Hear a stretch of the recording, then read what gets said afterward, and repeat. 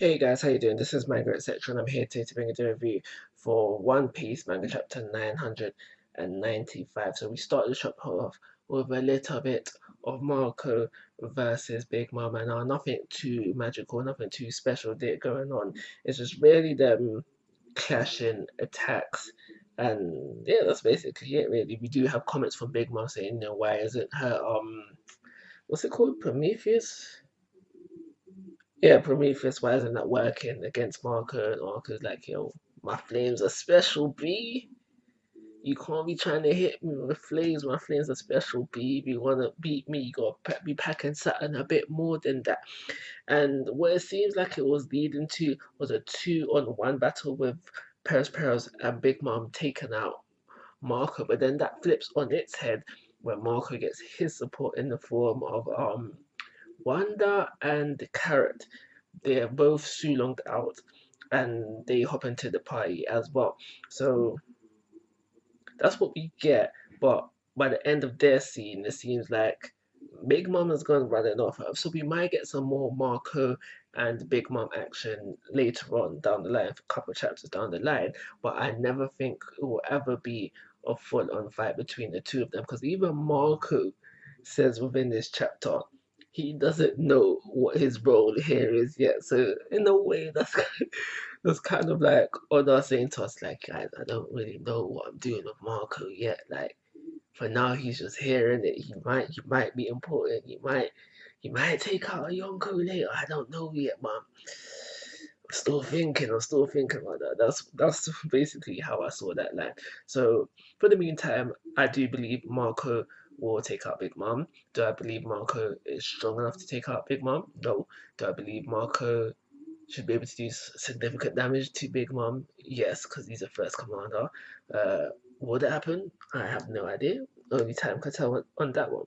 But what we are left with, and what I do think will happen, and especially if it's going to be the two of them, Wanda and Carrot versus Perospero, I don't think there'll be no problem there. I think that'll be a straightforward fight with them two winning fairly easily. It should really be a one-on-one fight. That would be more um entertaining, yeah, because I'd feel like the stakes of the heroes losing will be a bit more if we have one of them versus the other, and then maybe if that is the case, for example, we have Wanda go first, and then she lose, and then that motivates Carrot a bit more, and that will lead to her victory of Pairs.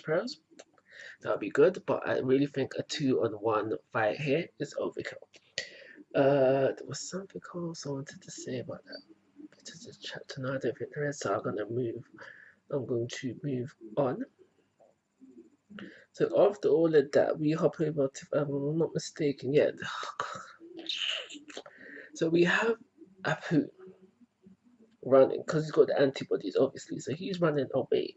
And then we got people from the beast pirates trying to capture him, because obviously they're catching the Oni virus as well, and they want to be cured. And then most importantly, we have Zoro versus X-Drake chasing after them.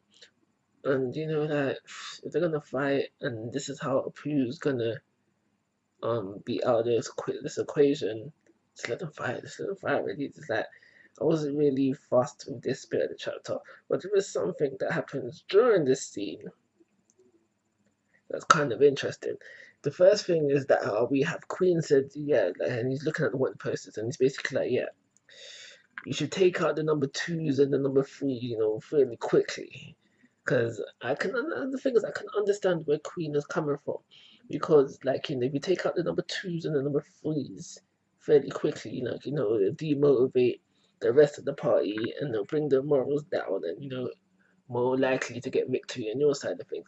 And also, if you look at it, I'm pretty sure when it comes down to things, Sanji, especially Sanji, and like Zoro, take out more people that do things of more significance when it comes to like these kind of situations. I'm not necessarily just talking about taking out more people, but like there's other things as well. For example, okay, I can't think of an example off the top of my head, but surely you can see where I'm coming from it. But there's another bit in the same kind of scene, sort of, where we have Brook talking about how he can't catch this Oni virus. You know, fair enough, he's a dead corpse, whatever, fair enough there. But it seems like Chopper has the Oni virus as well. So, but he didn't realize it, and that kind of bugs. He didn't realize he had it, and that kind of bugs me. So that might lead to something towards a cure. But there was also something that happens earlier when Marco overhears the commotion about the Oni virus. So I'm kind of thinking that he might be the one to like save everybody from this Oni virus if it's not Chopper. Then we move on to the last bit of the chapter where we have Nami and Usopp versus Ulti and Page One. And now, you know, they're fighting, they're losing, fair play. We have that bit at the end where we have Ulti saying to Nami, you know, say Luffy's not gonna become Pirate King and I'll spare you. And yes, fair play. Nami can't do it. She can't lie, even if it's to save her life. She can't lie on her captain. That is good. I like that. It's what happens after it that makes me think, all right, after all the reading all this chapter, you give me such an anticlimactic ending. It should have been. What did she say exactly? Luffy will never give up on being the Pirate King. Boom! She comes in the attack. Oh, boom! Usopp comes in the attack. I would have accepted that. I'd have liked that. I'd have preferred that. But no, what we get is this anticlimactic ending with Otama. Otama? Really? Otama hops in there with her pet dog and she gets the final. Well, I doubt. That's another thing as well. I doubt um there's a defeat there, but Otama comes in and gets like the final panel for the like that should have been a Nami moment. It should have been a moment where all the Nami fangirls and fanboys are like, yeah, Nami, Nami, Nami, Nami, Nami. But it's like members of the Straw Hat crew have done this before, claim that they're that Luffy will be Pirate King. So it takes away from the moment. Yeah, it's always good to see a member of the Straw Hat crew like stick out for the captain. Yeah, fair enough. But what would have made this moment epic? I hate that word. Is if you've had that moment and then throw in Nami doing something magical, something maybe even something that we have never seen before, because it's quite clear that they are having a hard time dealing with Ulti and Pedron. For the most part, Ulti. Usopp had Gary Usopp has taken a minimum of 2 headbutts because he says before he receives the one within this chapter, he says not again. So he has received a minimum of 2 headbutts. So they're clearly not having an easy time with this. Another thing that I'm upset about, and I remember to mention it, is the fact that how they off-screened it. This is a fight that I'd have liked to have seen the whole thing of. I don't, because obviously some fights are going to get skipped over. Um, this is a fight. In fact, any fight involving the Straw Hat member, I want to see in this entirety. So the fact that they skipped over it, I'm upset about.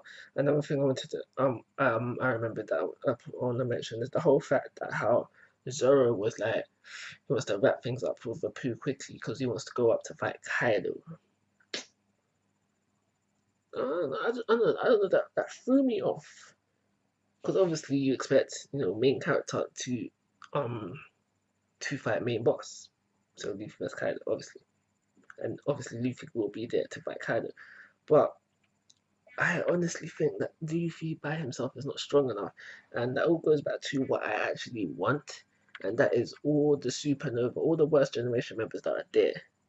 to be the ones to take out Kaido. I'm not going to go through the names, you should know who they are. But that's essentially what I want. So, let's get on to the rating. I'm just upset about this anticlimactic ending. So I think for those reasons, it just scrapes the average 3-star rating according to review. Of course, guys, I'm asking for your thoughts and opinions. If you haven't already, please go to my YouTube channel. But most importantly, take care. Have a nice day.